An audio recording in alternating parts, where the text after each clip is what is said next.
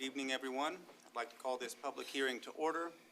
Purpose of this hearing is to receive input on local law number 2 of 2026, titled A Local Law Rescinding and Replacing Local Law number 12 of 1992 and establishing a fringe benefit package for full-time elected officials.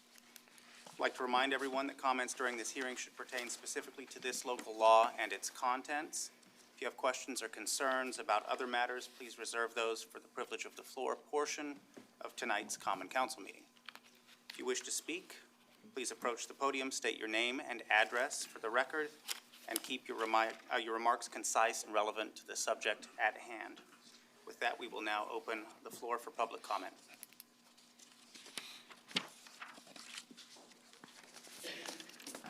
Abby Zatorsky, 36 Perry Street. As you know, I'm the former Second Ward Council member. Last year, during an executive session, this matter was discussed with the mayor and the council. I can't provide any details about that session, but I can read you the article in the charter related to this matter. Article 4, Section 4.02D states, the compensation of each elected officer shall be fixed by resolution of the Common Council at a meeting thereof to be held in June prior to his or her election, and shall not thereafter be changed until the expiration of the term for which he or she has been elected. The mayor is aware of this. She did nothing to communicate or follow up with council to make these changes prior to the election last year. Therefore, it is my opinion that this proposed change is both improper and illegal because it fails to follow the legally binding city charter. I urge you all to vote no. Thank you, Ms. Zatorsky.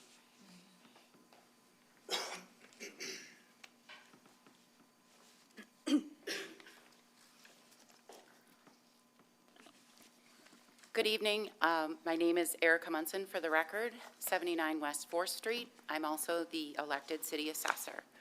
I'm speaking this evening regarding Local Law 2 of 2026 and the administration of the insurance premium buyout. The facts here are straightforward and documented. From February 21 through December 2024, the insurance premium buyout was paid consistently on the last Thursday of each month without interruption. This established a clear and uniform administrative practice. In January 2025, the buyout was withheld, but only as to my benefit. That action was subsequently reviewed, reversed, and corrected in February of 2025. After that correction, the city resumed the regular last Thursday payment schedule for the remainder of the 2025 calendar year. That long-standing practice changed again this year. On Wednesday, January 28, 2026, I was notified that I would not be receiving an insurance buyout and that checks had been held for 1 week. They were due the following day on the 29th. At that moment, no local law had been adopted amending, suspending, or lawfully modifying this benefit. 1 week later, payments were issued to others. Mine was not. As of tonight, my concern is not the timing of any single payment, but whether the law is being applied consistently and prospectively required. The legislative timeline is critical. Local Law 2 of 2026 was placed on the February 4th, 2026 agenda, which was released on January 30th, only 1 day after that stoppage had occurred. Under well-established New York municipal principles, compensation and benefit change must be adopted prospectively.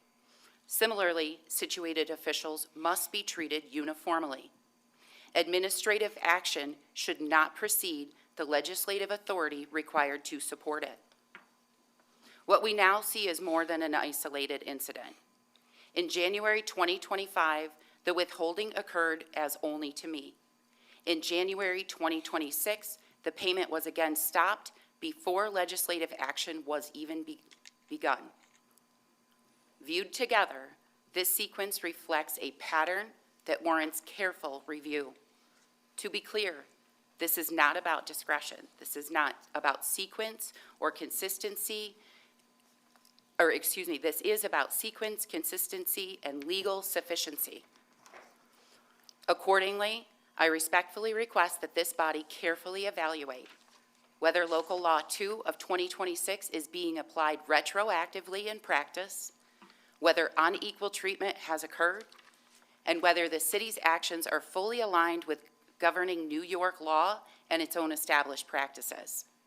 The public record matters, the timeline matters, and compliance with proper municipal process is not optional. Because when payments stop first and laws appear the next day, the public is entitled to ask why. Thank you. Thank you, Ms. Munson. Anyone else who wishes to speak this evening?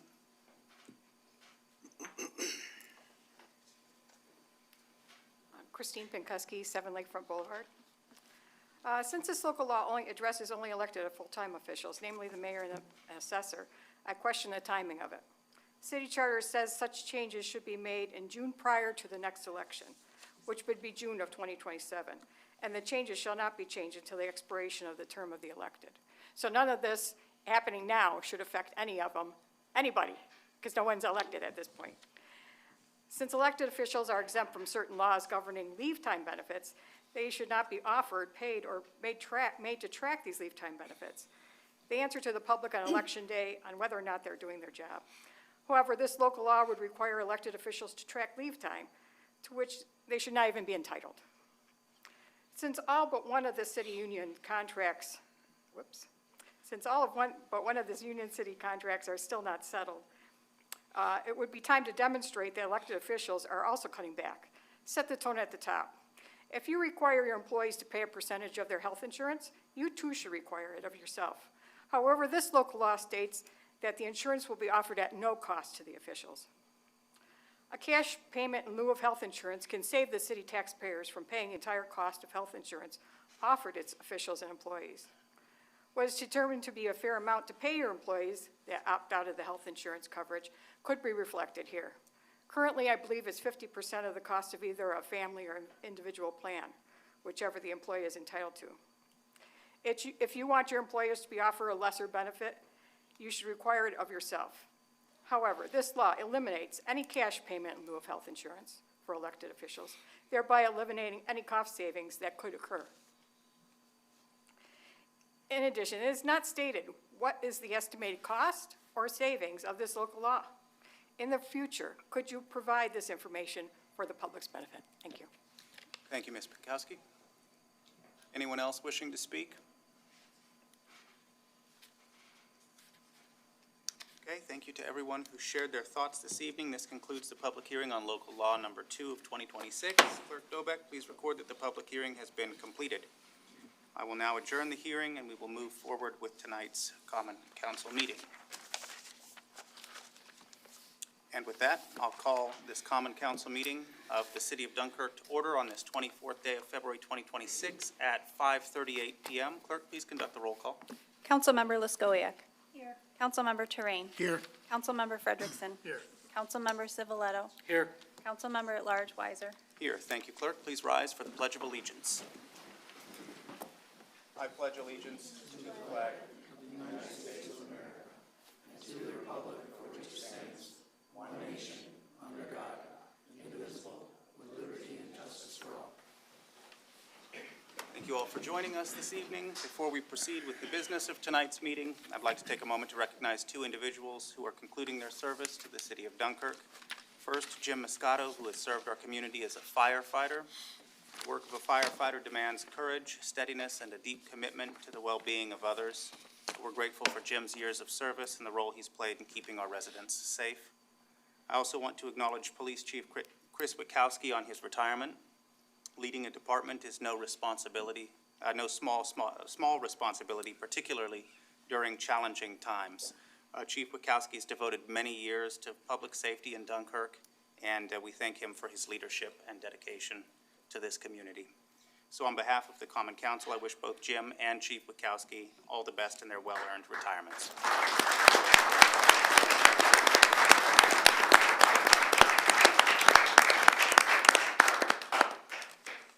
Next, we have the certification of prior meetings. This is to certify that an official copy of the minutes of the regular common council meeting of Tuesday, February 3rd, 2026 was presented to the mayor on Friday, February 13th, 2026. Pursuant to Section 3.03 of the Dunkirk City Charter, all items presented to the mayor are now in full force and effect. In witness whereof, I have here to set my hand and seal of the city of Dunkirk, New York, this 24th day of February, 2026. Is there a motion to dispense with the reading of the minutes and approve them as presented? Moved by Councilmember Frederickson, seconded by Councilmember Terrain. Clerk, please call the roll. Councilmember Luskowiak. Aye. Councilmember Terrain. Aye. Councilmember Frederickson. Aye. Councilmember Civiletto. Aye. Councilmember at Large Weiser. Aye, the minutes are approved as presented. We now move to privilege of the floor. The privilege of the floor shall be extended to any person appearing for themselves, in which case each individual appearing shall be limited to 3 minutes, and to any person representing any group who shall be limited to a maximum time of 5 minutes. The privilege of the floor is reserved for members of the public to speak on any subject pertinent to the affairs of city government. The city clerk shall have the duty of maintaining such time limits. The chair may determine in their discretion whether individuals are speaking for themselves or representing groups. The chair shall maintain good order and may require any speaker to cease speaking if remarks are made in bad taste or slanderous or not germane. The time limit specified shall be adhered to, except that the chair may allow any person speaking to complete a statement or a thought started before such time expires, and a longer time may be allowed by the chair with the approval of the majority of the council. Privilege of the floor is now open. If there are any members of the public who wish to speak, please step forward, state your name and address for the record, and address the council.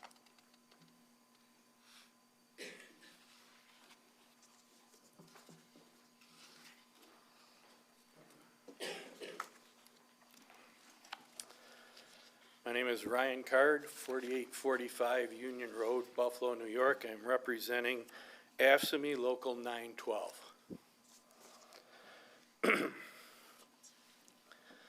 I have been asked to speak tonight concerning the lack of consideration the current administration has for the city's employees represented by this union.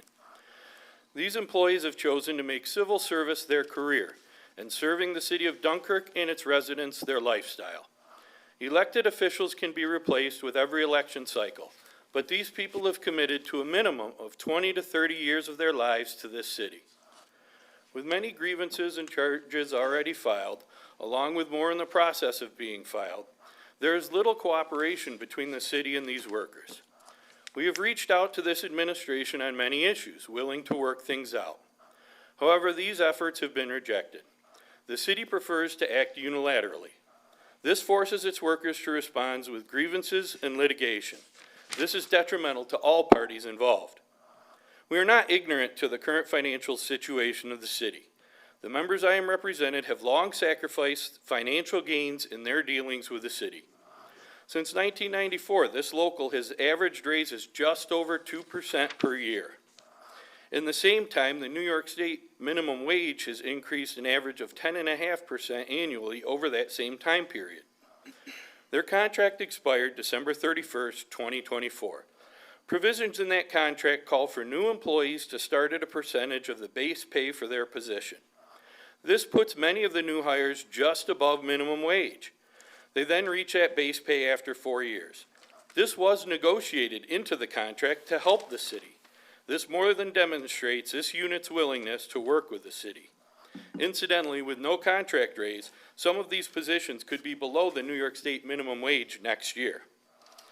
To think that the city will escape from its current financial woes without the cooperation of the unions and the employees they represent is foolish. Many cities in the state got bailout money from New York State, including New York City, Buffalo, and even Jamestown. Dunkirk got a $13.7 million loan, losing $1.5 million per year in state funding. Political maneuvers by this administration, the state, and the elected local state representatives have not accomplished anything. This local reached out to the city to offer the resources of AFSCME International and Council 66 to assist in the processes necessary to receive state aid. The administration has not included us at any point. Money from the state is a short-term solution. The city must look to long-term solutions. For example, If any plan to repower the plant is to work, the entire community should be included and united behind it, particularly if you are going to compete with other communities who are trying to get a power plant. You will not get any support from the unions that represent the employees of this city if you continue to ignore and disrespect them. We prefer to work with the city to accomplish all of our goals. However, we do not know what this administration's goals actually are. We are currently just reacting to what is being done. Eventually, there will come a time when the workers of the union start actively opposing the city's administrations and their actions.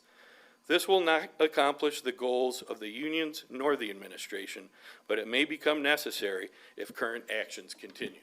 Thank you. Thank you, Mr. Carp.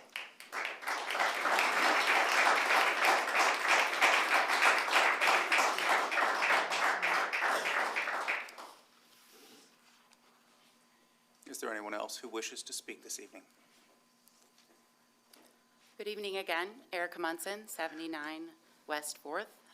I come to you as the elected assessor. I rise tonight to address serious and ongoing concerns regarding the city's administrative practices, internal controls, and adherence to both the city charter and governing law. Let me be clear at the onset. This is not personal. This is not political. This is about lawful, transparent, and competent operation in city government. Across multiple departments, there continues to be troubling evidence of inconsistent communication, delayed financial obligations, unclear policy direction, and executive overreach into areas where authority is explicitly defined by charter and code. Most concerning is the clear and documented failure to follow provisions within the city charter. The charter is not optional guidance, it is binding law. When its requirements are ignored, bypassed, or selectively applied, public trust is eroded, and the city is exposed to unnecessary legal and financial risks. We are also seeing the growing impact of what can only be described as truth by omission, where critical information is not fully communicated to those responsible for oversight or to the public that we serve. Transparency is not satisfied by partial disclosure. Omission, when it obscures material facts, has the same practical effect as misrepresentation. I raise these concerns not as a personal grievance, but as documented examples of inconsistent administrative controls, last-minute communication, and uneven follow-through that demand corrective action immediately. If we are to restore confidence in the city's operation, corrective action must be grounded in two non-negotiable principles: public trust and strict adherence of law. Accordingly, I'm calling for the following: immediate reaffirmation that the city charter and adopted local laws will be followed as written. Clear, written administrative policies governing payroll, buyouts, and financial controls. Uniform communication protocols so affected officials and employees receive timely, formal notice of material change. Restoration of proper separation between executive action and charter-defined authority. Regular public reporting to ensure transparency and rebuild confidence in city operations. These are not extraordinary demands. They are minimum standards of lawful municipal governance. The corrective path is clear and long overdue. Follow the charter, apply the law uniformly, and restore competent administrative control. Because what is happening right now raises serious concerns about sustainability, legal competence, and public confidence. And that should concern every taxpayer in the city. Thank you. Thank you, Assessor Munson.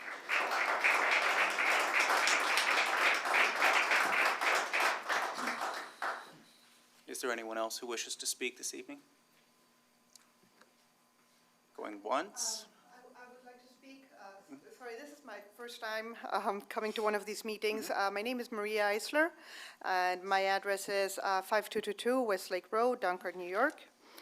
There are three things that I'd like to talk about. I didn't bring anything written formally, so excuse me if I was ill-prepared. The three issues are, one was that the other day I passed by the public park. I wanted my dog to just go in for a few minutes, and I found a lot of waste from people that hadn't picked up after their dogs for I don't know how much time, maybe an hour and a half. After the very, very cold days we had, it was defrost time, and it was full. I filled both buckets there, and in each little bag, I put like 3 or 4 poops. So I don't mind spending time doing that, but I think it's really, I did it for the city. I did it because I want to change. But I think that nowadays, we have so many resources for this not to happen. We can either take the plates of the cars that park there, like there was an older gentleman that told me some girls were there, they just let the dog out. I told them, they said, no, the dog is fine. So the dog runs loose, they're inside there, does whatever he does, nobody picks up. And I think either through cameras, either through people having to buy a chip or something to put in a thing to be able to open the door. There's so many ways that we can make a change in that for somebody not to find 200 poops there and not be able to walk their dog in a place that is really a gift to have. The other thing is that it's an ongoing problem everywhere in the country that there are some dogs that people desperately try to save while other people try to make some bucks out of dogs, breeding them. So while somebody, earns the $500 for a puppy or whatever, somebody else or a whole city is paying $10,000, $20,000 for that dog well-being for the rest of their lives without going into all the hardship that is involved emotionally, physically, etc., in saving these dogs, these lives from abuse and neglect and all those things.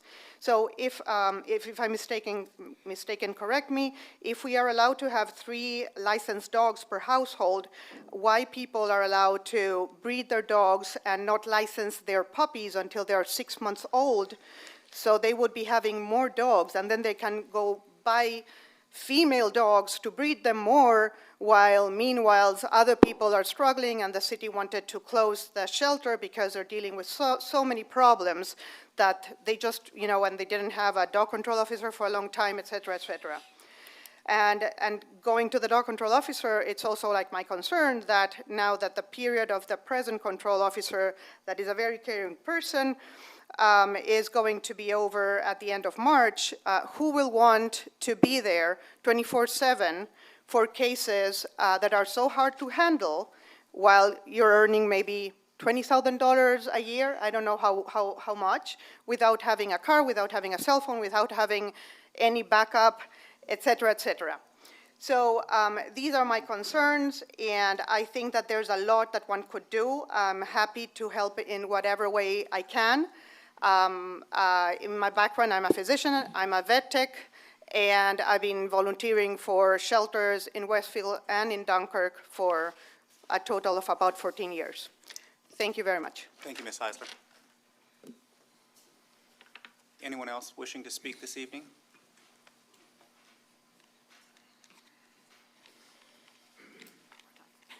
Chris Pinkowski, 7 Lakefront Boulevard. It's brought to my attention that there's supposed to be a walk-on resolution tonight concerning the elevators. In that resolution that I saw, it didn't say how, it only said a portion was going to get paid out of a certain line item, but some $60,000 was not, didn't say how this was going to get paid.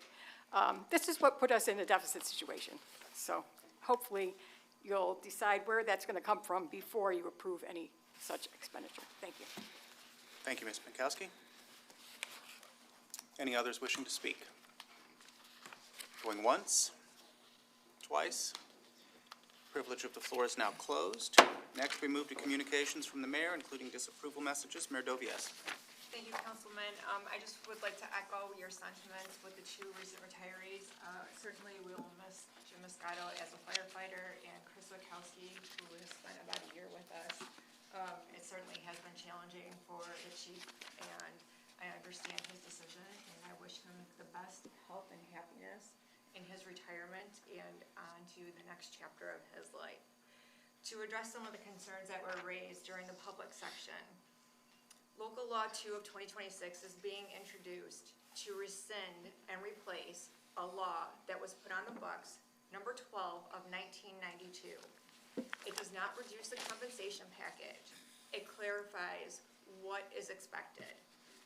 On Local Law 12 of 1992, elected officials annually must make an election as to what they wish to receive for an insurance buyout or insurance. That has not been done by Ms. Munson. This is not targeted at her. This is a clarification. And in reading Local Law 12 of 1992, it was recommended by the Office of the State Comptroller that the fringe benefit package be put into a local law. We are not reducing the compensation. We are not changing the compensation. The compensation will remain the same. The option is you take the insurance or you don't. I myself choose to take the insurance. It's a personal choice. As far as the unions are concerned, I understand their frustration. What is currently happening with the unions is reversion to the original contract language. So I would encourage all of the unions, should they wish to continue this, their grievances will be responded to. We have had open communication and resolved several of the union contract issues that have been brought to my attention. So Mr. Card is incorrect in saying that this administration has not been willing to work with them. We have settled more than we have not settled. With that, again, I wish Chief Wachowski the best in his retirement. Thank you, Mayor. Next, we'll address communications from the public and petitions.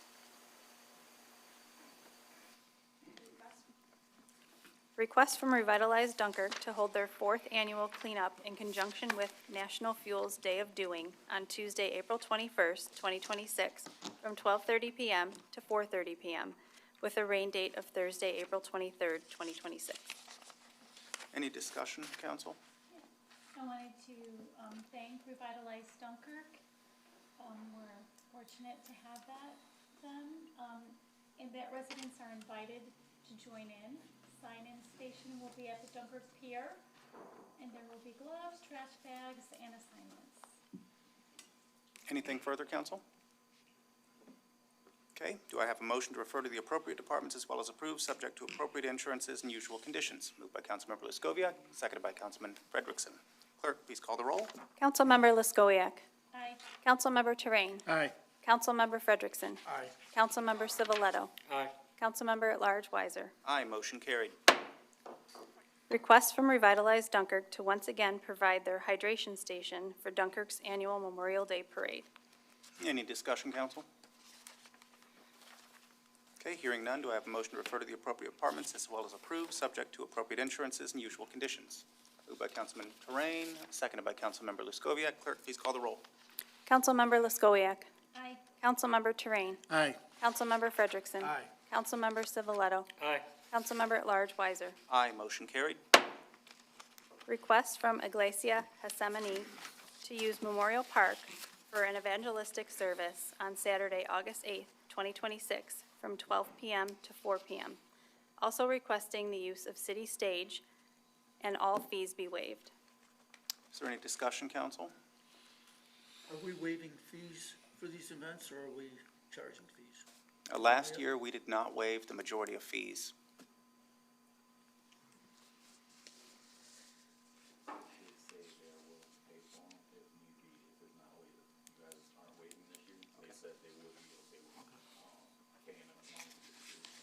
Great. If we waive this fee, then we have to, it sets a precedent to waive fees the rest of the year, so. Correct. So am I hearing a consensus that we'd like not to waive the fees? Yes. Okay, in that case, I would ask for, unless there's further discussion, I'd ask for a motion to refer to the appropriate departments as well as approve, subject to appropriate insurances, and with the condition that we will not be waiving fees. Moved by Councilman Civiletto, seconded by Councilman Frederickson. Clerk, please call the roll.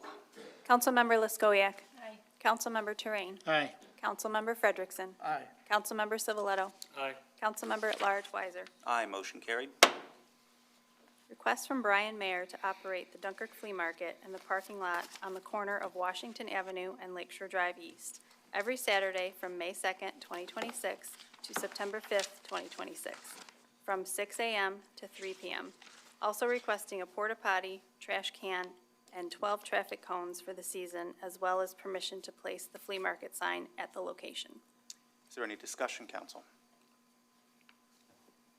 Do we, the city, pay for the porta potties? I believe last year they had it donated, but I can double check that with Scott. Mr. Meyer is here and could field any questions. Normally, there's enough money turned in to the festivals committee to pay for it. Okay. So your request is just to have a porta potty available? Okay. Any further discussion, council? Okay, hearing none, do I have a motion to refer to the appropriate departments as well as approve, subject to appropriate insurances and usual conditions? Moved by Councilmember Frederickson, seconded by Councilmember Luskoviac. Clerk, please call the roll. Councilmember Luskowiak. Councilmember Terrain. Aye. Councilmember Frederickson. Aye. Councilmember Civiletto. Aye. Councilmember at Large Weiser. Aye, motion carried. Request from the Cystic Fibrosis Foundation to host their Chautauqua County Great Strides Walk at the Lower Pavilion in Point Gratiot on Saturday, June 13, 2026. Requesting standard pavilion rentals be waived as well as a police escort if possible. Any discussion, council? Again, we're not going to waive the fees. Is there consensus that we don't want to waive the fees, council? Yes. Yes. Okay, any further discussion? Chief Wachowski, is this something that the police department can accomplish? Thank you. Okay, in that case, do I have a motion to refer to the appropriate departments as well as approve, subject to appropriate insurances and with the condition that we will not be waiving fees? Moved by Councilmember Terrain, seconded by Councilmember Luskoviac. Clerk, please call the roll. Councilmember Luskowiak. Aye. Councilmember Terrain. Aye. Councilmember Frederickson. Aye. Councilmember Civiletto. Aye. Councilmember at Large Weiser. Aye, motion carried. Notice of claim from Joelle Dempsey for alleged damages caused to their vehicle by a city tree. Any discussion, council? Hearing none, I need a motion to refer this to the Law Department and Department of Public Works. Moved by Councilmember Frederickson, seconded by Councilmember Civiletto. Clerk, please call the roll. Councilmember Luskowiak. Aye. Councilmember Terrain. Aye. Councilmember Frederickson. Aye. Councilmember Civiletto.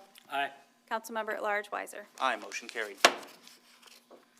Loudspeaker permit request from the Northern Chautauqua Conservation Club for live bands, speakers, and a radio from May 20th, 2026 through October 1st, 2026. Any discussion, council? Do we know what the times are for those? There's a time frame set for the lakefront. Okay. Says until 1 Is it a.m. till 2, 1? Yeah, 1 a.m. It's till 1 p.m. 1 a.m. or 1 a.m. Yes, thank you. Anything further, council? Okay, hearing none, do I have a motion to refer to the appropriate departments as well as approve? I'll motion. Moved by Councilmember Civiletto, seconded by Councilmember Terrain. Clerk, please call the roll. Councilmember Luskowiak. Aye. Councilmember Terrain. Aye. Councilmember Frederickson. Aye. Councilmember Civiletto. Aye. Councilmember at Large Weiser. Aye, motion carried. We'll now move to reports of standing committees, boards, and commissions. Councilmember Luskoviac. Yeah, I wanted to remind council members about to drive through their wards and give a list to Randy of the Department of Public Works regarding holes needing paved over and the worst of the worst list of streets needing paving entirely. Once the snow is gone for good, of course. Oh, it's not on? There you go. Sorry. Okay. I wanted to remind council members about driving through their wards and giving a list to Randy of the Department of Public Works regarding the holes needing paved over and the worst of the worst list of streets needing paving entirely, once the snow is gone for good, of course. Hey, Randy, when is asphalt ready from the company that we purchased from this year from Experience?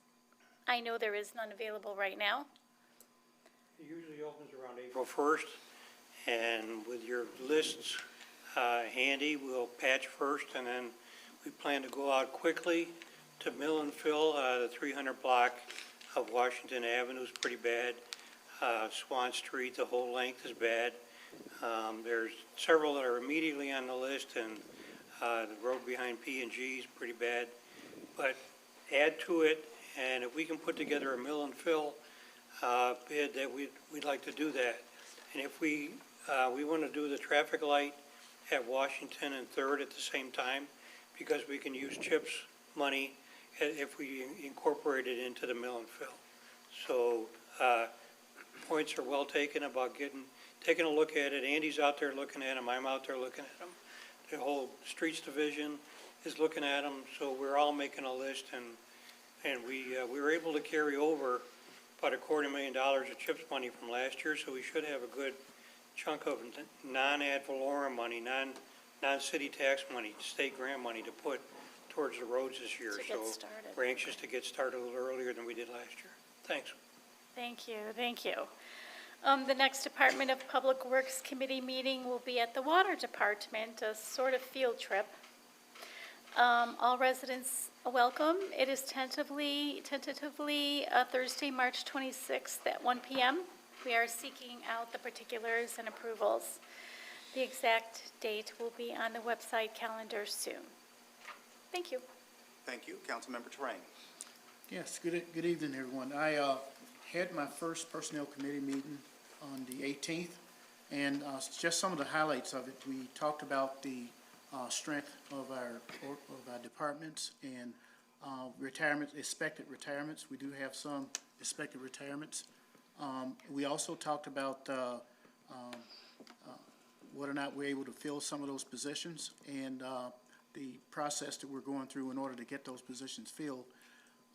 I know it's been talked about making sure that we're following the charter and following policies, and that's one of the other questions I was asked and I talked about was policy. Also, we talked about the wastewater treatment plant and the need to take a look at getting somebody trained and certified to be at the wastewater treatment plant, and we looked at that as being a critical need. We discussed cross-training. We also discussed evaluations and how we evaluate the personnel that are working in the city. Not just to look at evaluations are not meant to look at bad things. They're meant to also encourage.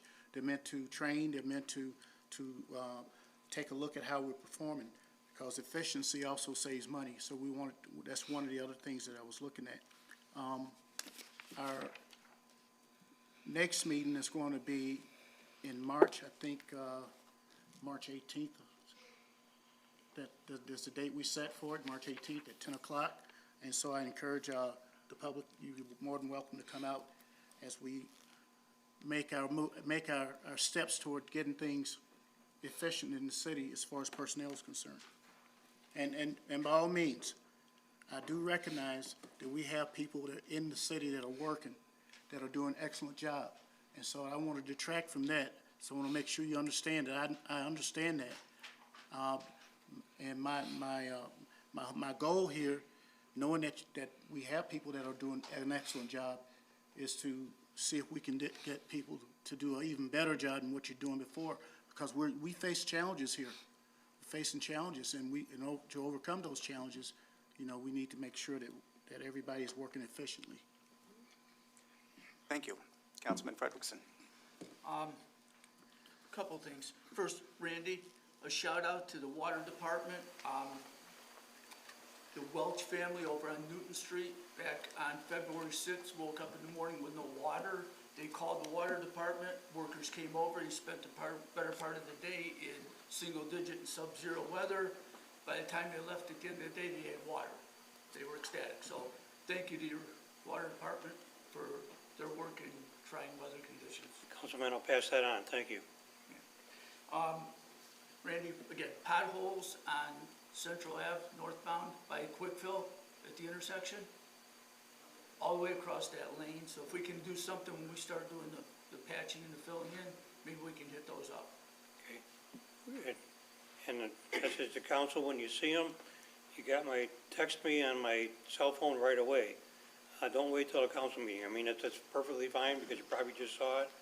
But don't hesitate. Let me know right away. Thanks. And that goes 24/7. Not for the whole public, but for council, please. Thanks. Got that, okay. Mayor Dovias, last week, I believe you had a meeting with County Executive Wendell.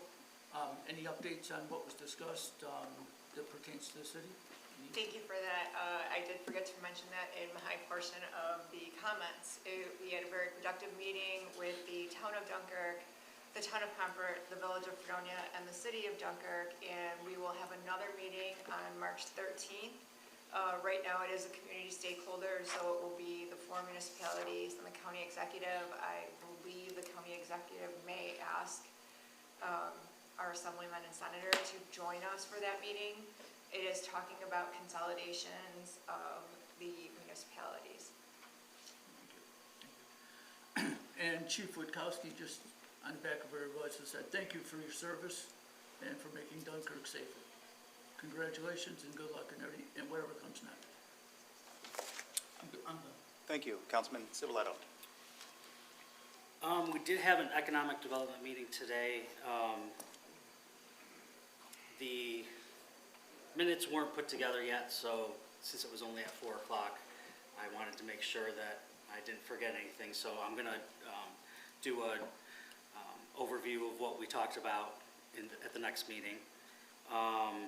And just for the information of the community, it's on the last Tuesday of the month in the Economic Development Conference Room at 4 p.m. And seeing as though a lot of the snow is melted, I'd like to thank the Streets Department for doing a great job plowing this year. I've noticed that it's been fantastic, so thank you. That's all I have. Thank you. Nick, Yeah. I had a question that I skipped over that I'd like to ask. Go ahead. To Director Munson. I'd like to ask whether or not, you know, when the last time we did a reassessment of the properties in the city of Dunkirk. I do. I was actually in high school, so that was just a couple years ago. Careful. It was roughly 30 years ago. It started in 1996, and I believe it concluded just in early 1998. Do you have any idea what it would cost us to do a reassessment? Those numbers are pretty widespread based on what kind of a company or who you would hire to do something like that. So to give them off the cuff, I can't do that, but I can gladly work on those numbers to share them with you and the entire council. Okay. Anything further? Okay, thank you. As Chair of the Finance Committee, I'd like to briefly clarify a few matters that have generated some confusion. First, local law number 2 of 2026, which is currently under consideration, pertains to the fringe benefit package for full-time elected officials, of which there are only 2, the mayor and the city assessor. It does not apply to city employees generally, and it does not attempt to amend or override any collective bargaining agreements. Second, discussions surrounding insurance buyouts are entirely separate from this local law. The council has taken no formal action with respect to insurance buyouts. Any administrative decisions or negotiations in that area are not actions of this legislative body. With respect to the 2026 budget, the Common Council fully funded fringe benefits, including health insurance appropriations, using the figures provided directly by the Office of the State Comptroller in its November 21st, 2025 report. Those appropriations were set consistent with the Comptroller's guidance and were not reduced in anticipation of eliminating or modifying buyouts. I believe it is important for the public to understand that these are distinct matters. The local law under consideration addresses fringe benefits for 2 elected positions. Insurance buyouts, to the extent they are being discussed or negotiated, are a separate administrative issue. With that, our next Finance Committee meeting will be held this coming Monday, March 2nd, time TBA in the Stearns Building, first floor conference room. We'll now proceed with unfinished business. Clerk, please introduce local law number 2 of 2026. Local Law Number 2-2026, a local law rescinding and replacing Local Law Number 12 of 1992 and establishing a fringe benefit package for full-time elected officials. Public hearing on this local law was held immediately prior to tonight's meeting, and all interested parties had an opportunity to speak. Is there any discussion from the council at this time? No discussion, but I'd like to make a motion to table this. Is there a second? Seconded by Councilman Frederickson. It's been moved and seconded to table local law number 2 of 2026. Clerk, please call the roll. Councilmember Liskowiak. Aye. Councilmember Terrain. Aye. Councilmember Frederickson. Aye. Councilmember Civiletto. Aye. Councilmember at Large Weiser. Aye, the motion to table carries. Local law number 2 of 2026 is hereby tabled. We will now address the pre-filed resolutions. Clerk, please introduce resolution number 19 of 2026. Resolution 19-2026, resolution authorizing agreement extension for the City of Dunkirk's independent auditor services. Any discussion, council? Okay, seeing none, clerk, please call the roll for the vote. Councilmember Liskowiak. Aye. Councilmember Terrain. Aye. Councilmember Frederickson. Aye. Councilmember Civiletto. Aye. Councilmember at Large Weiser. Aye, the resolution is hereby adopted. Resolution 20-2026, resolution accepting HUD lead hazard reduction capacity building grant program and engaging Chautauqua Home Rehabilitation and Improvement Corporation as a subrecipient. Any discussion, council? Okay, hearing none, clerk, please call the roll. Councilmember Liskowiak. Aye. Councilmember Terrain. Aye. Councilmember Frederickson. Aye. Councilmember Civiletto. Aye. Councilmember at Large Weiser. Aye, the resolution is hereby adopted. Resolution 21-2026, resolution authorizing an addition of an administrative fee to water accounts re-levied onto the city tax bill. Is there any discussion, council? I want to make a motion to table this one. There's a question based on the percentage. Okay, I would like to get a clarification on. okay. Is there a second? Second. Seconded by Councilmember Liskowiak. Unfortunately, it's a non-debatable issue. With that, clerk, please call the roll for the vote to table. Councilmember Liskowiak. Aye. Councilmember Terrain. Aye. Councilmember Frederickson. Aye. Councilmember Civiletto. Aye. Councilmember at Large Weiser. Aye, the resolution is hereby tabled.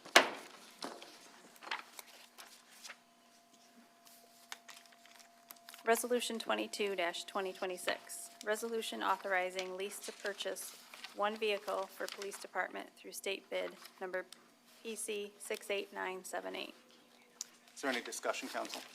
Yeah, before we vote, I just wanted to bring to the attention that the numerical number is different than the actual written out.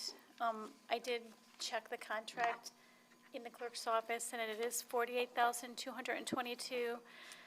But I will, as long as that is changed, the numerical amount, I, don't mind voting on that.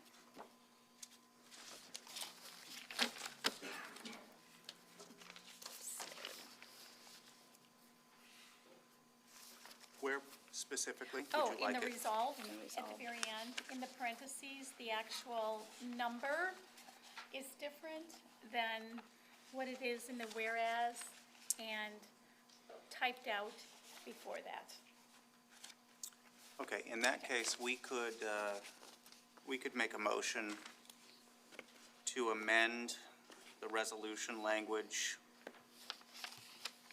so that the amount in the resolved clause matches the amount in the final whereas clause.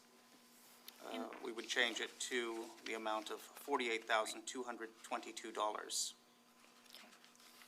Is there a motion to amend the resolution to read $48,222 in the resolved clause? So moved. Moved by Councilmember Terrain, seconded by Councilmember Frederickson. Clerk, please call the roll on the motion to amend. Councilmember Liskowiak. Aye. Councilmember Terrain. Aye. Councilmember Frederickson. Aye. Councilmember Civiletto. Aye. Councilmember at Large Weiser. Aye, motion carried. Is there any further discussion on Resolution 22 of 2026 as amended? Councilmember Civiletto. I just wanted to ask Chief Pinkowski, Can you elaborate on the need for the new vehicle and what the problems are with the older vehicles? Yeah, I mean, our vehicles run 365 days a year, 24/7. They're idling a lot. We get on this replacement program. You know, we had an old car too that just was around for too long, and it cost us a lot of money. So replacing it on a good schedule will help the city in the long run. So this is all budgeted for. But we just want to replace at a good schedule. Okay, thank you. Any further discussion, council?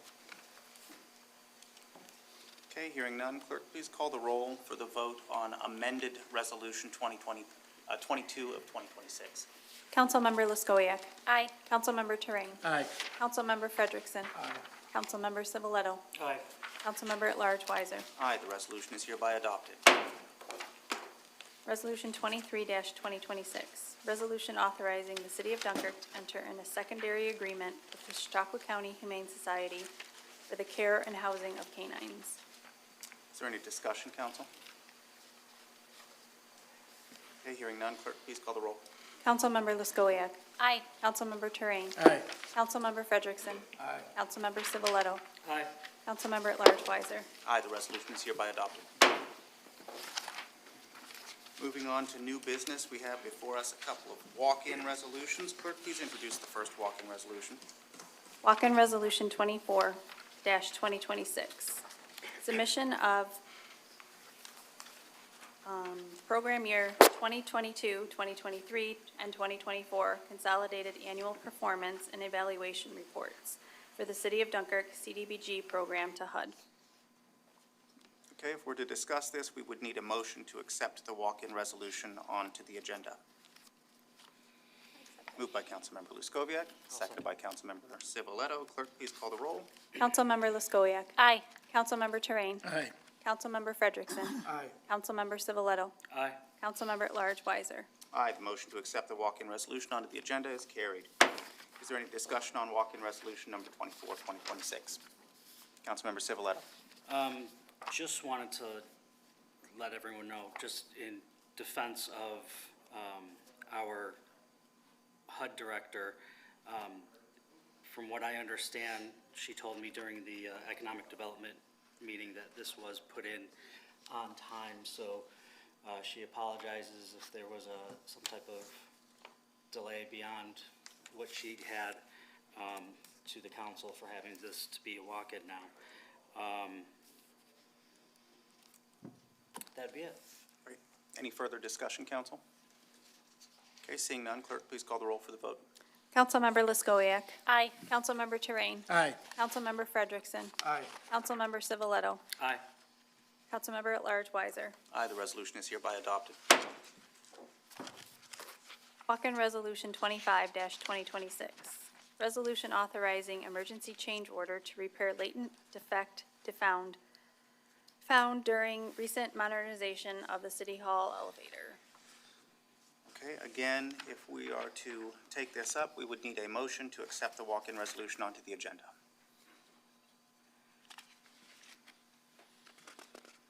Moved by Councilmember Frederickson, seconded by Councilmember Terrain. Clerk, please call the roll.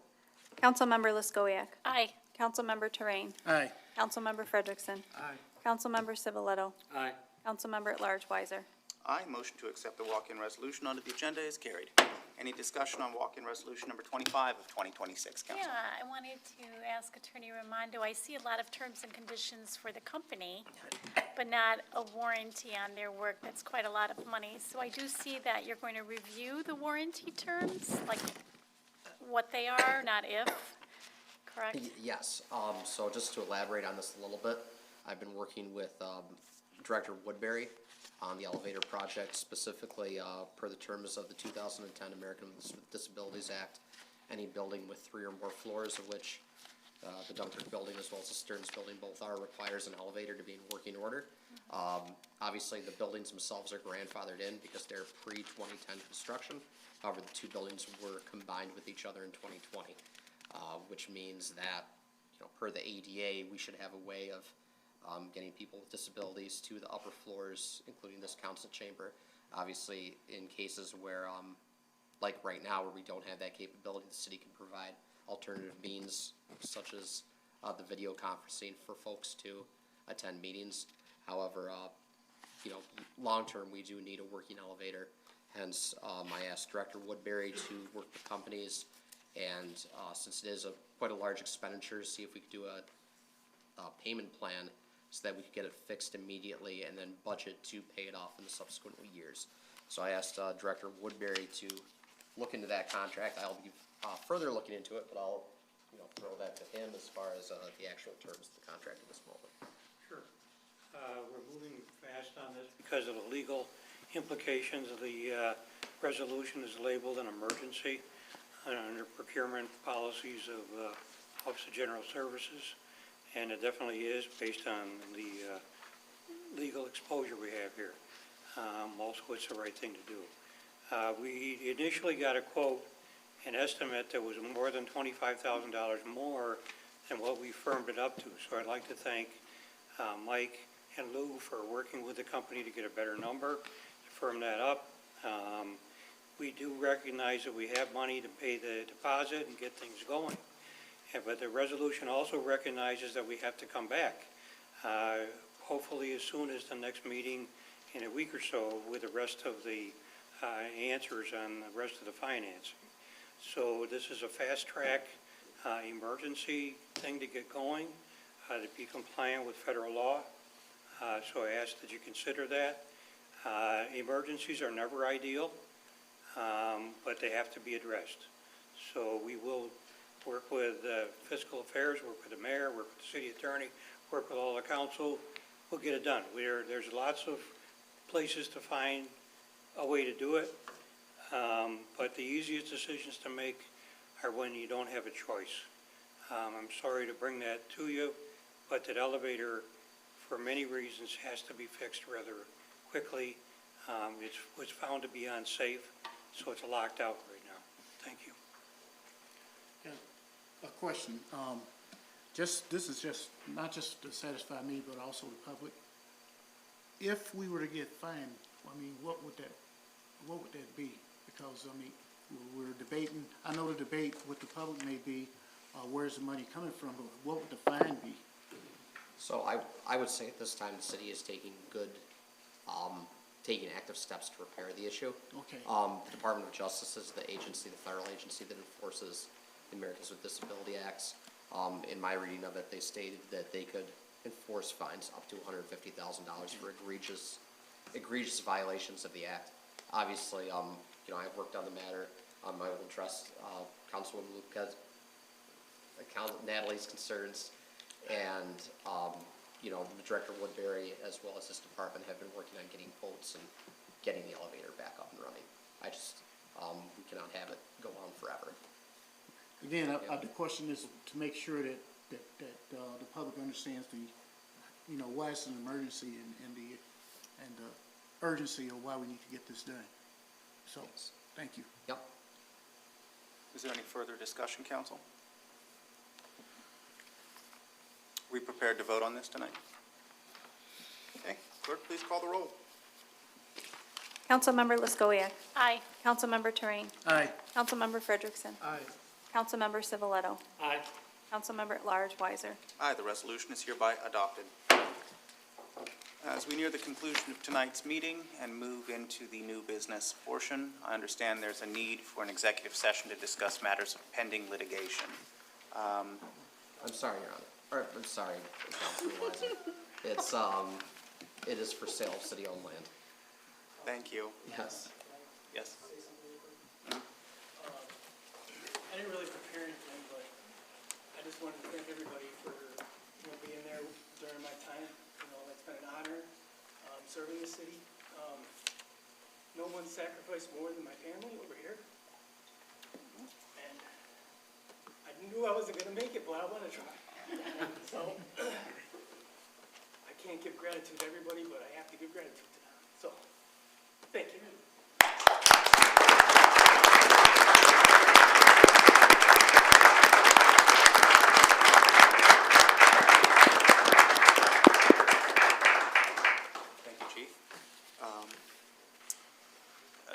Armando, you mentioned it's pertaining to the sale of city-owned property. Yes. In that case, I would ask for a motion to enter into executive session for the purpose of discussing matters of the sale of city property. Moved by Councilman Frederickson, seconded by Councilmember Luskoviac. Before we vote on this, I'd like the public to know that we will not be taking any public action after we conclude the executive session, so there's no need to stay unless you'd like to. Clerk, please call the roll. Councilmember Luskowiak. Aye. Councilmember Terrain. Aye. Councilmember Frederickson. Aye. Councilmember Civiletto. Aye. Councilmember at Large Weiser. Aye, motion carried. We'll now enter into executive session. For the record, the time is 6:30 PM.